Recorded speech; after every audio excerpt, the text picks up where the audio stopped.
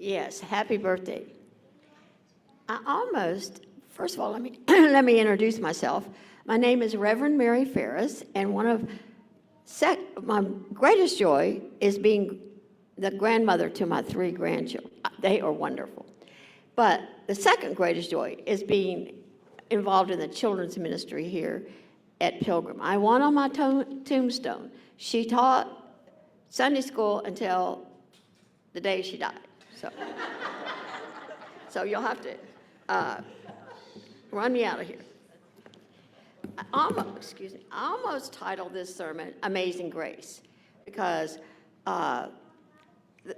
they are intertwined.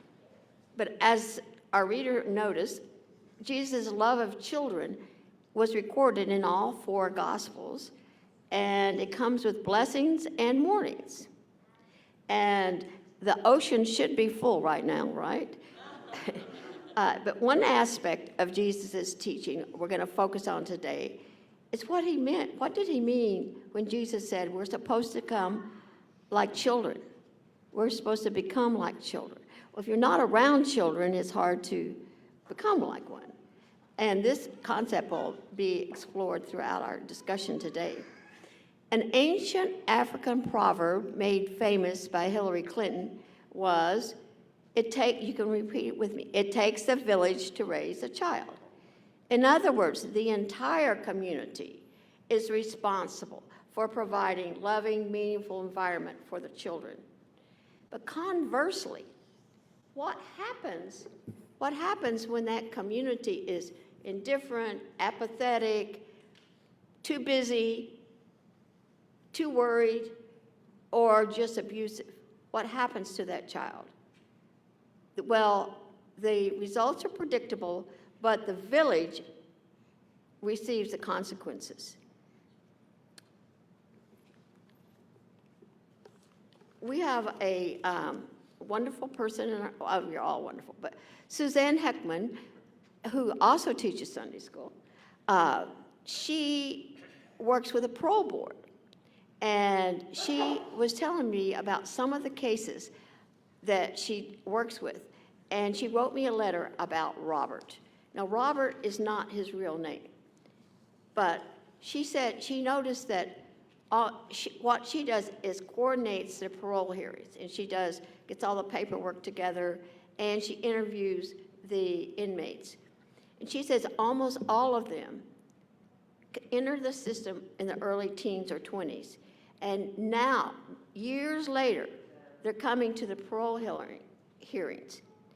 And she says each story is unique, but in most cases, for some reason or another, in their youth and childhood, our clients felt like they were alone.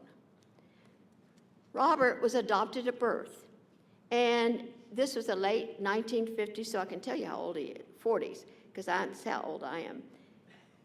His parents lived the American dream on the outside, like Leave It to Beaver. The dad worked in the aerospace engineering field, and the mom stayed at home. And they lived in an apartment in his early years, and in this apartment complex, there were no other children. So he pretty well was left to his own devices.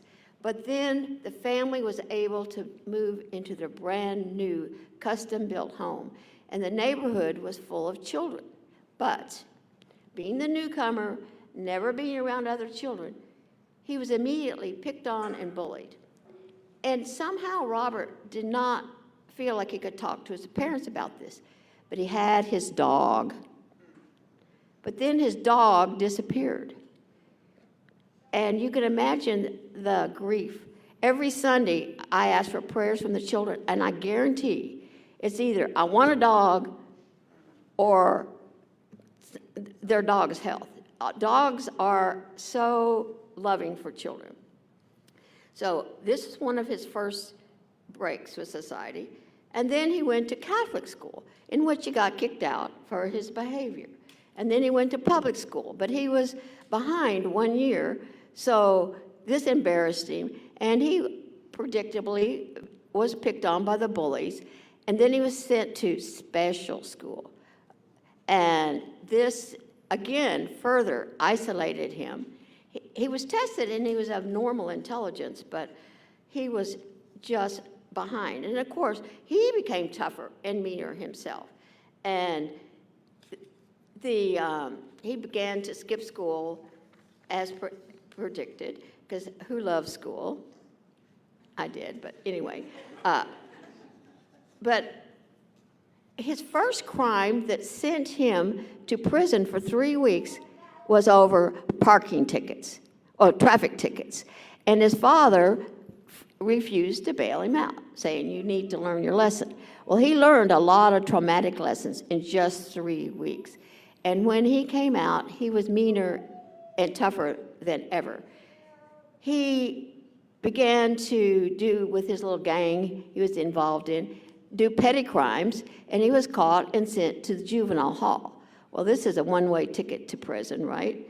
And when he got out, he found a girl, and he loved her, and they got pregnant. She got pregnant. And he wanted that baby, but he was only like 17 years old. So he wanted that baby, but they decided to put the baby up for adoption.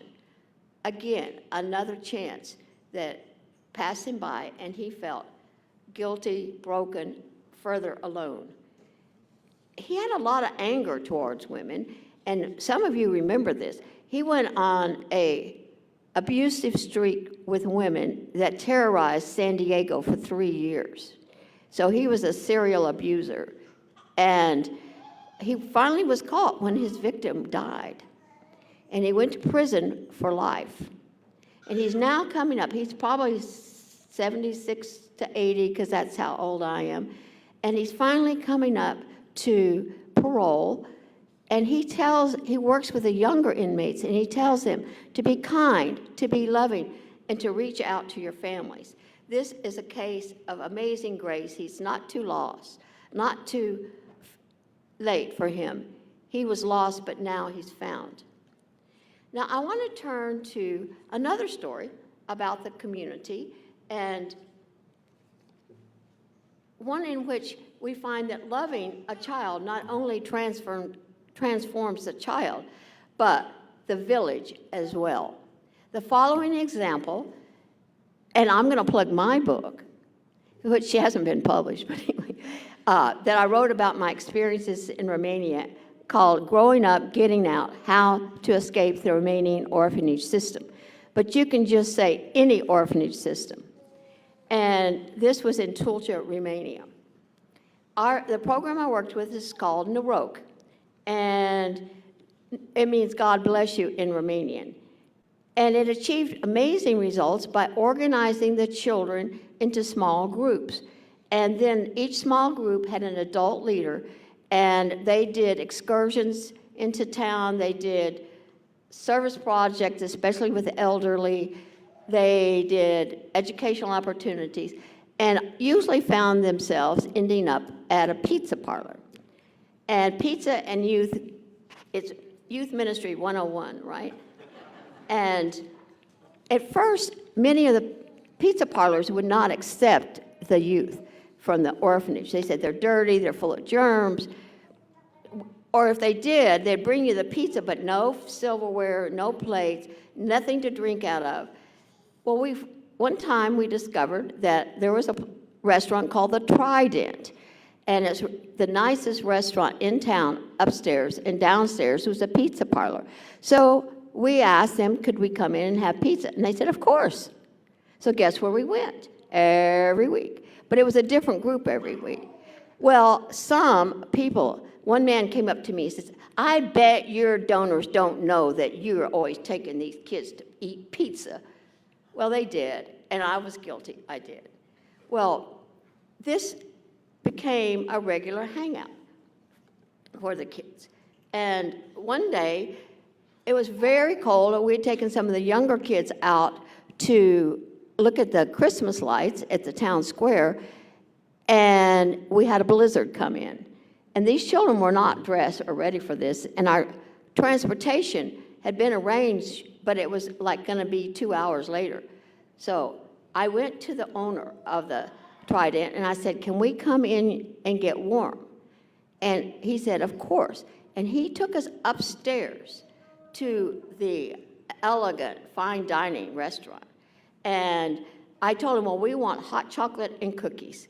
So can you imagine these children, they're going in for the first time.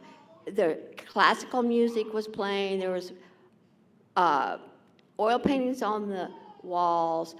The table was set with linens and china and fine glassware. And these children came in, and they had central heat. And you could just see them relax. And their eyes were as big as the harvest moon. And they sat down in four to a table, and we ordered hot chocolate and cookies. And the waitresses and waiters, when they came out, they served each child as if they're royalty. And I still see those little kids picking up their little china cups. The chocolate they had decorated with the cream on top and the shaved chocolate. And they held those little cups up, and they drank their hot chocolate. There was not a drop of chocolate or cookies left on any of the tables. So when I went to pay, the owner said, oh no, it's been our privilege. So our ministry, our love for these kids, transformed this one place at least. And years later, fast forward like 10 or 15 years, we had a graduation party in this restaurant at the pizza parlor. And one of the waitresses came up and said, and she was crying, and she said, I have watched these children grow up, and I am so proud of them. And so the community gets transformed as well. And many, many places then in Tulsa began accepting the children. So I want us to think about every kind thing we do, every time we smile at a child, that this love that we give is reflected back to the child. So I want to look now closer to home, and I want to talk about an amazing, diverse, inclusive, diverse, equity, and inclusive community in Carlsbad that doesn't only talk the talk, they walk the walk. And that community is Pilgrim United Church of Christ. We are privileged to have our child care center in which we provide wonderful training for these young kids, for the younger children, 65. And did you know we have over 25 children that come on Sunday mornings to this church? They don't all come on the same day, but from babies, yay, and up through teenagers. And each child is represented by a family. We have over about 13 to 15 families with children in this church. So first of all, I don't want anybody to feel guilty like they have to go out and adopt a remaining orphan or go into prison ministry. No, take the opportunities that are in front of you. God will put the opportunity right there where you can't deny it. I mean, you can't walk over the opportunity, or you can't get by. So it might be a neighbor child. It might be your own grandchildren. I love them. But here are a few suggestions for Pilgrim. First of all, leadership team. There are no, as far as I know, and please correct me, there's no one on the leadership team that presently has children in the church. So let's rectify that if we can. And also, if every person in the leadership team, I know many of you do this anyway, would become involved with one of these families with children, just say hello to them. I know that Josh, can I tell a story about you? Okay. Oh, okay. Well, one of my grandsons loves manatees, right, Kit? And Josh has a manatee. He also loves manatees. And he shared his manatee tattoo with Kit.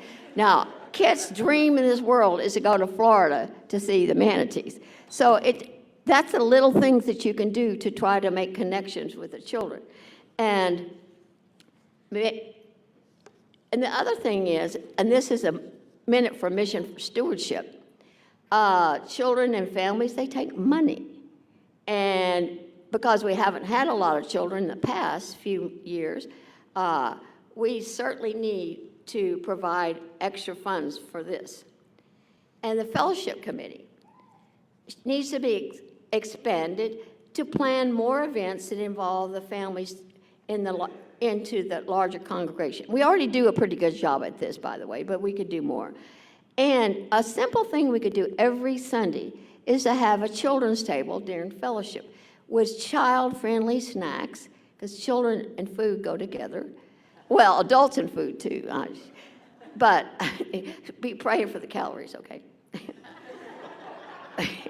Excuse me. But with juices for the kids, and maybe some simple healthy snack, and decorate it. Have you seen all the teddy bears that are in this church?